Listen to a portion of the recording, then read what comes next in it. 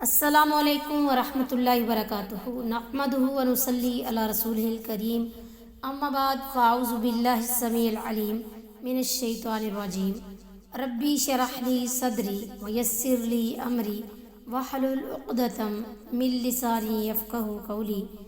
آج کے اس ویڈیو میں ہم سورۃ البقرہ کی آیت نمبر 106 کا لفظی ترجمہ اور اس کی تفسیر پڑھیں گے۔ اعوذ باللہ من الشیطان الرجیم، بسم اللہ الرحمن الرحیم۔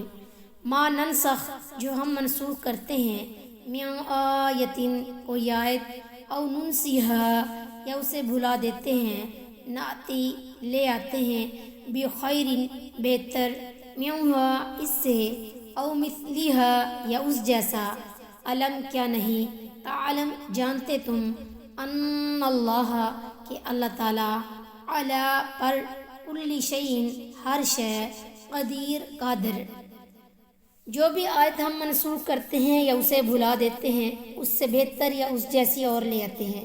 کیا تو نے نہیں جانا کہ بے شک اللہ ہر چیز پر پوری طرح قادر ہے۔ یہود جن طریقوں سے لوگوں کو اسلام سے متنفر کرنے کا کردار ادا کر رہے تھے، ان میں سے ایک یہ بھی تھا کہ قرآن کو مشکوک قرار دیا جائے۔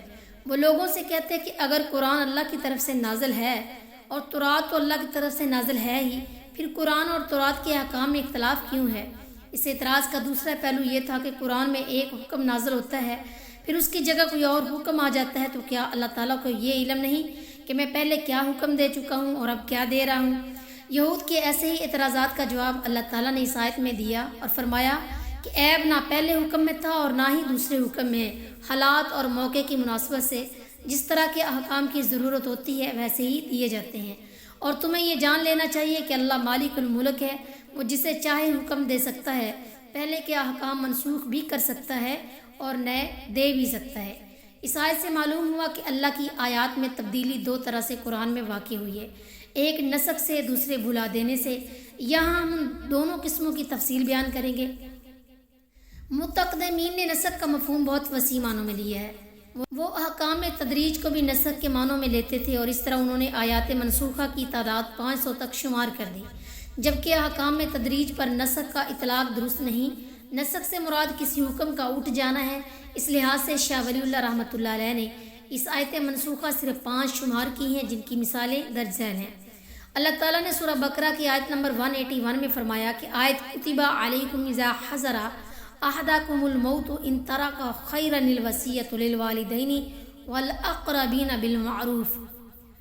سورہ بقرہ کی آیت نمبر 180 اس آیت کی روح سے میت پر والدین اور اپنے قریبی رشتہ داروں کے حق میں مرنے سے پہلے وصیت کرنا فرض تھا۔ پھر جب سورہ نساء کی آیت نمبر 11 اور 12 میں اللہ تعالیٰ نے میراث کے حصے خود ہی والدین اور اقربین کے حق میں مقرر فرما دیے، تو اس آیت کا حکم منسوخ ہو گیا اور میت پر وصیت کرنا فرض نہ رہا، بلکہ اب وہ صرف غیر ذوی الفروض کے حق میں ہے ہی وصیت کر سکتا ہے، اور وہ بھی زیادہ سے زیادہ تہائی مال تک۔ نیز یہ وصیت فرض نہیں بلکہ اختیاری ہے اور مستحب ہے۔ دوسرے نمبر پہ اللہ تعالیٰ نے سورہ نساء کی آیت نمبر 15 میں زانیہ عورت کی یہ سزا مقرر فرمائی کہ بقیہ عمر اسے گھر میں مقید رکھا جائے، اور ساتھ ہی یہ بھی ذکر فرمایا کہ شاید اللہ تعالیٰ ان کے لیے کوئی نئی سزا مقرر فرما دے۔ پھر جب سورہ نور نازل ہوئی جس میں زانی مرد کو اور زانی عورت کو 100 کوڑے مارنے کا ذکر ہے، تو اس حکم سے پہلی سزا کا حکم اٹھ گیا، یعنی وہ منسوخ ہوگی۔ سورہ بقرہ کی آیت نمبر 240 کی روح سے میت کے وارثوں پر فرض تھا کہ وہ اس کی بیوہ کو 1 سال گھر سے نہ نکالیں اور اس کا خرچ برداشت کریں۔ بعد میں جب بیوہ کی عدت 4 ماہ 10 دن مقرر ہوگی، نیز آیت میراث کی روح سے خامند کے ترکہ میں بیوی کا حصہ بھی مقرر ہو گیا، تو اس آیت کا حکم منسوخ ہو گیا۔ اب بیوہ کے حق میں تو یہ حکم ہوا کہ وہ بس عدت کے ایام میں اپنے مرنے والے شوہر کے ہاں گزارے، بعد میں وہ آزاد ہے۔ اس دوران نان نفقہ بھی وارثوں کے ذمے اور ترکہ سے ہی ہوگا، اور سال بھر کے خرچہ کا مسئلہ میراث میں حصہ ملنے سے حل ہو گیا۔ درجہ مثال ایسی ہیں جن میں سابقہ آیت کا حکم قطعاً منسوخ ہے۔ اب ہم کچھ ایسی مثالیں بیان کرتے ہیں جن میں دونوں قسم کے حکم حالات کے تقاضوں کے تحت ساتھ ساتھ چلتے ہیں۔ مثلاً سورہ انفال جو جنگ بدر کے فوراً بعد نازل ہوئی تھی، آیت نمبر 65 میں اللہ تعالیٰ نے مسلمانوں کو جرأت ایمانی کا معیار مقرر کرتے ہوئے فرمایا کہ ایک مسلمان کو 10 کافروں پر غالب آنا چاہیے۔ یہ حکم ان مسلمانوں کے لیے تھا جو علم و عمل میں پختہ اور ہر طرح کی سختیاں برداشت کر چکے تھے اور ان کا اللہ تعالیٰ پر توکل کامل تھا۔ بعد میں اسلام لانے والے مسلمان جن کی تربیت بھی پوری طرح نہ ہو سکی تھی، ان کے لیے اللہ تعالیٰ نے معیار میں کافی تخفیف کرتے ہوئے اگلی آیت میں فرمایا کہ ان میں سے بھی ایک مسلمان کو کم از کم 2 کافروں پر ضرور غالب آنا چاہیے۔ اب اس بعد والے حکم سے پہلا حکم منسوخ نہیں ہوا، بلکہ جب بھی کسی خطہ میں تحریک جہاد شروع ہوگی تو حالات کے مطابق دونوں قسم کے احکام لاگو ہوں گے۔ سورہ محمد کی آیت نمبر 4 میں اللہ تعالیٰ نے فرمایا کہ جنگ کے بعد جنگی قیدیوں کو خواہ فدیہ لے کے چھوڑ دیا جائے یا احسان رکھ کر۔ اس آیت سے معلوم ہوتا ہے کہ اللہ تعالیٰ نے جنگی قیدیوں کو لونڈی غلام بنانے سے منع فرما دیا۔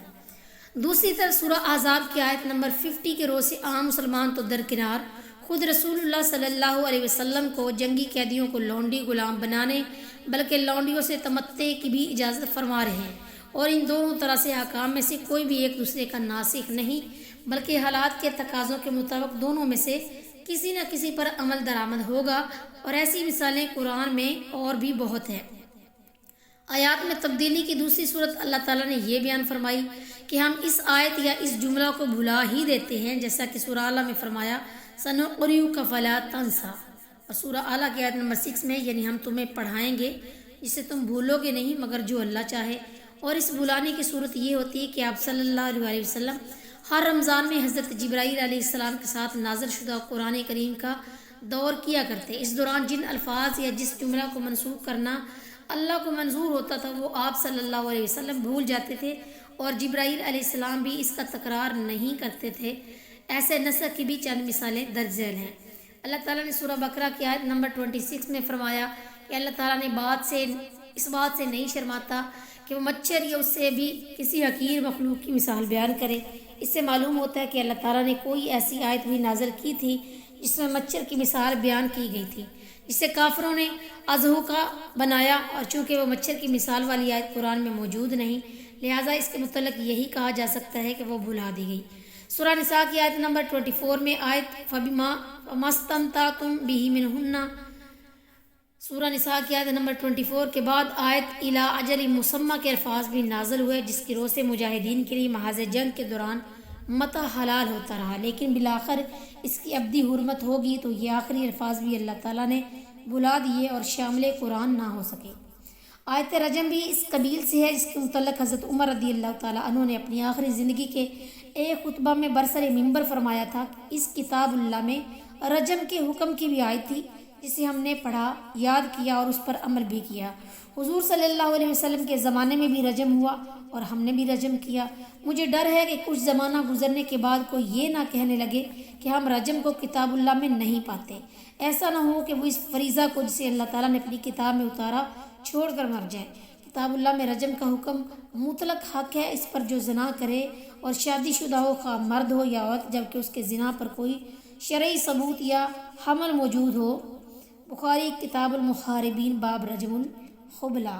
رہی یہ بات کہ اگر یہ آیت منسوخ ہو گئی یا بلا دی گئی تو اس کا حکم کیسے باقی رہا، یہ تفصیل سورہ نور کی آیت نمبر 2 کے تحت ملاحظہ فرمائی جائے۔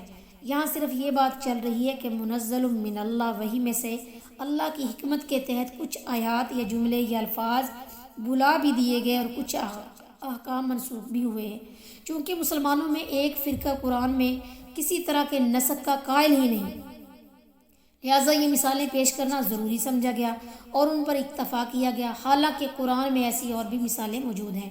بعض روایات میں آیا ہے کہ بعض صحابہ رضی اللہ تعالیٰ عنہ کہتے تھے کہ ہم فلاں آیات پڑھا کرتے تھے جو بعد میں منسوخ ہو گئی۔ ان روایات کی حقیقت صرف اتنی ہے کہ بعض دفعہ رسول اللہ صلی اللہ علیہ وسلم نے کسی آیت کی تشریح میں کوئی جملہ فرما دیا، لیکن صحابہ رضوان اللہ علیہ مجمعین نے اسے آیت کا حصہ ہی سمجھ لیا۔ پھر جب ایسے جملوں کا قرآن کے ان اجزاء سے مقابلہ کیا گیا جو نبی صلی اللہ علیہ وسلم نے لکھوائے تھے، تب صحابہ رضوان اللہ علیہ مجمعین کو معلوم ہوا کہ وہ جملے قرآن کی آیت کا حصہ نہیں تھے، اور اس کی بھی کئی مثالیں حدیث میں موجود ہیں۔